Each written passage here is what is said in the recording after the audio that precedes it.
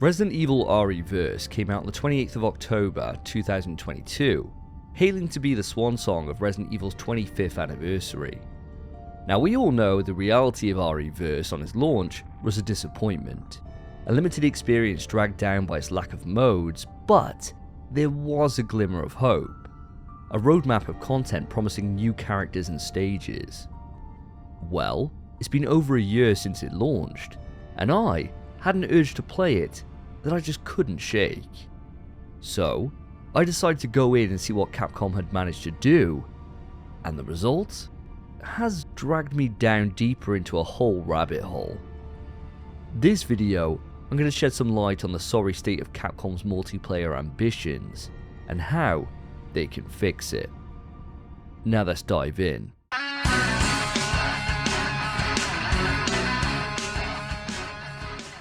So before we go into anything deeper, let's first off start with what RE-Verse has added across the last 12 months.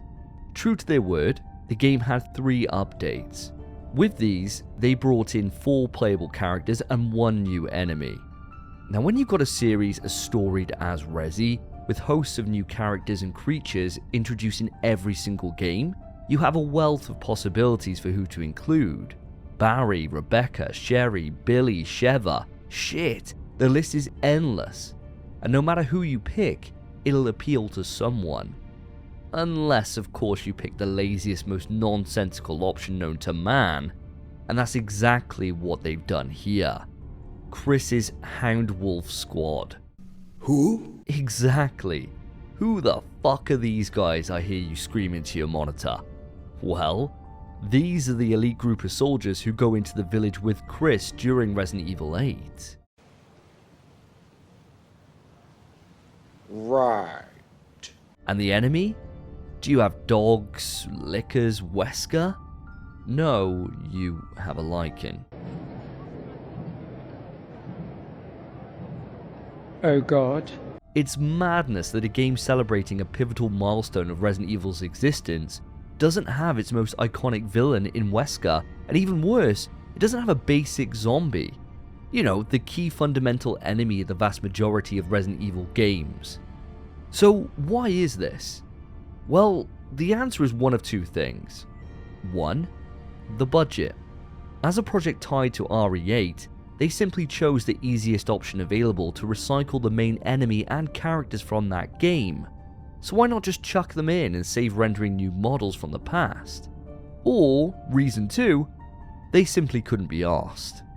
Both options suck, as zombies, dogs and lickers are in Resident Evil 2 Remake, which is where the models for Hunk, Ada, Super Tyrant, Leon, etc. are all lifted from.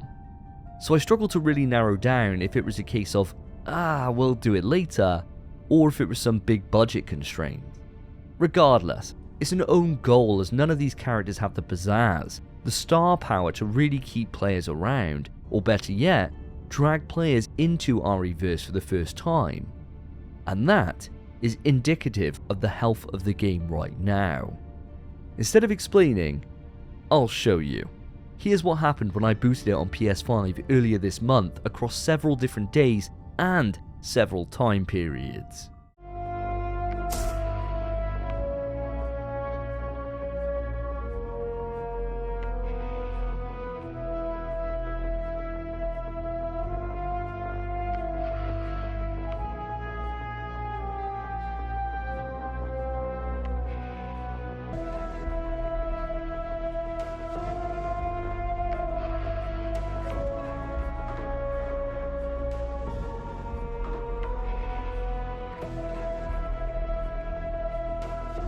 It's been 84 years. Yeah, that was worrying. But maybe it's just a console thing. Let's see how things are on Steam charts. Oh good god! Dead as a fucking doorknob. Now the last update to this game took place on the 21st of December 2022, so that promise for more content upcoming couldn't have been further from the truth. Now for Capcom's sake, I'm not surprised development has stopped on this. After all, what's the point in spending precious time on it if no one is there to experience it? But that's what got me thinking. How are the rest of the Resident Evil Online experiences faring in 2023? So, I dived into Steam charts and had a look. Oh, God!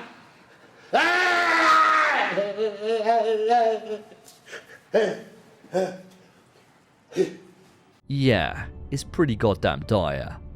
And this is the thing, all of these projects have costs associated. They take time to develop, resources which they hope will be recouped from active player engagement, where players turn to payers for cosmetics, battle passes, level skips, whatever it is. But it all comes down to the idea, the premise, the hook that will keep players engaged in the ecosystem. And as much as Resistance out of all these Resident Evil projects still has players playing it, and I had no issue finding a game on PS5, it's far from a healthy ecosystem, and that is down to key failings with its design. Resistance is an asynchronous multiplayer experience, where one player acts as a mastermind placing enemies or traps to halt a team of 4 survivors as they attempt to escape. A good idea, flawed by frankly boring objectives, an arbitrary time limit, and a skill system which punishes new players and rewards those who spend time with ever-increasing advantages. Now, you know in COD when you start and you need to level your classes, you need to unlock the guns and the attachments before you can build the best weapons in the game.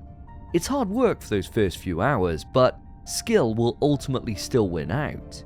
You may have a default class, but if your movement or aim is better, you will win the majority of gunfights, regardless to how OP the setup of your opponent is.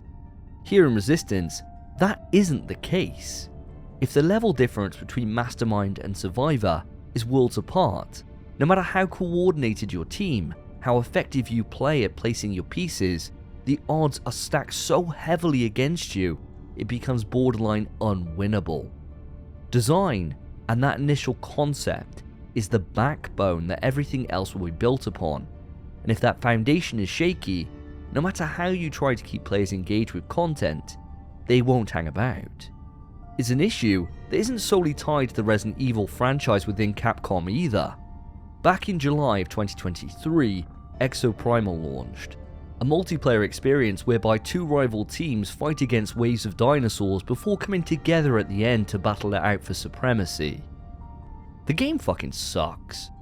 It's boring, tedious, and skill doesn't seem to exist, and so no surprise the game is already limping.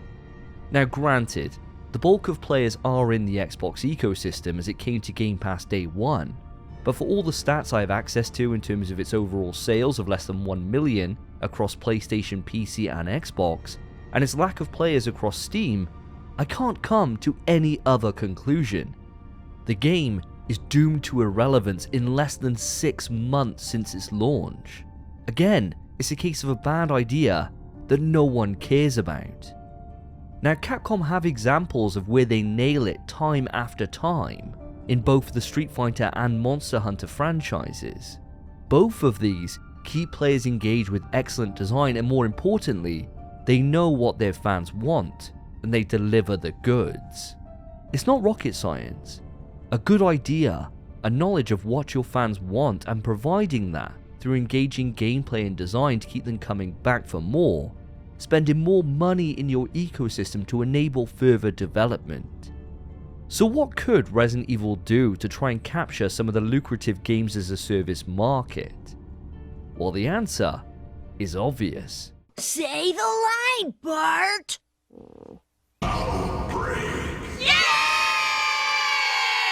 For those that don't know, Outbreak was a series of 2 games which launched in the PS2 era. You played as one of 4 different players who moved through scenarios against AI enemies in a traditional Resident Evil experience. Even back in 2003, it featured online play, lobbies and leaderboards. It brought the gameplay we know and love as fans of the series and put a fresh spin on it by creating a co-op experience where you need to work together to find success. It was before its time, and has been kept alive thanks to dedicated fans who run their own server, and for me, and many fans, is a joy to play all these years later.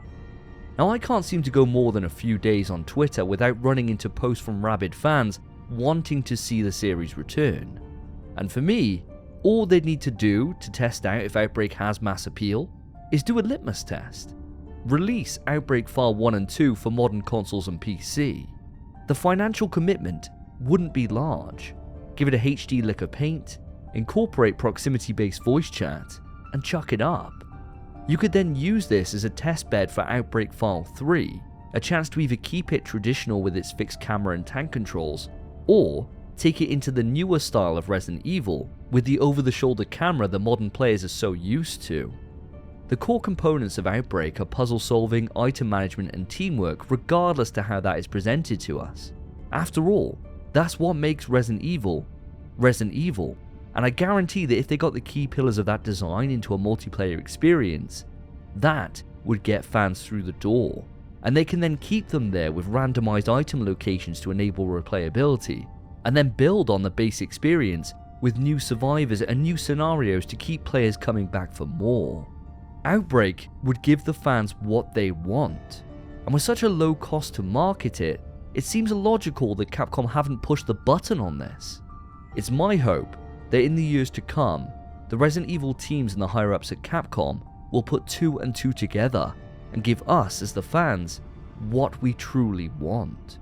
We don't need spin-off games which move away from the franchise with free-for-all multiplayer or asynchronous multiplayer which struggle to tie into the core gameplay the series is known for. We are Resident Evil fans, and if you want to create a strong online experience, it needs to be tied into what makes Resident Evil, Resident Evil. There's no need to reinvent the wheel. Look back at what worked in the past and use those design ideas to create an experience which will see us engaged well into the future. And that's it for this video. I'd love to know your thoughts on this. Would you like to see Outbreak return? Or do you have a different idea for the RE franchise? Let me know in the comment section and we can discuss it. If you enjoyed the video, consider putting a like on it and subscribing to the channel for more Resident Evil content. Thank you for watching. Take care of yourselves, take care of each other. See ya.